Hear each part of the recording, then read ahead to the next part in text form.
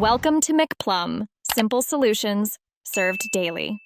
You start by confirming prerequisites: funded account, 2FA active, and market data enabled.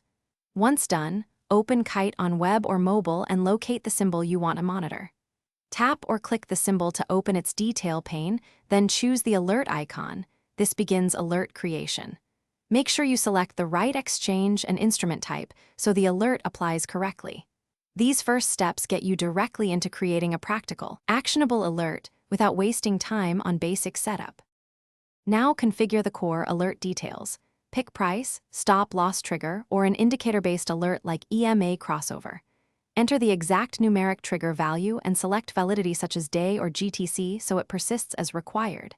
If using indicators, choose timeframe and parameters. Make sure values match your strategy.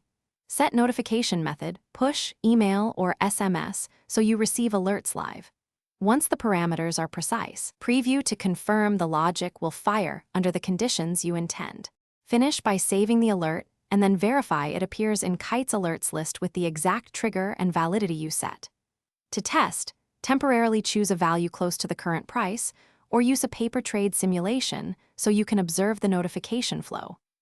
If the alert doesn't fire, make sure you haven't exceeded alert limits, that market data subscription is active, and that mobile notifications or email delivery are enabled. Adjust and retest until alerts consistently reach you as intended.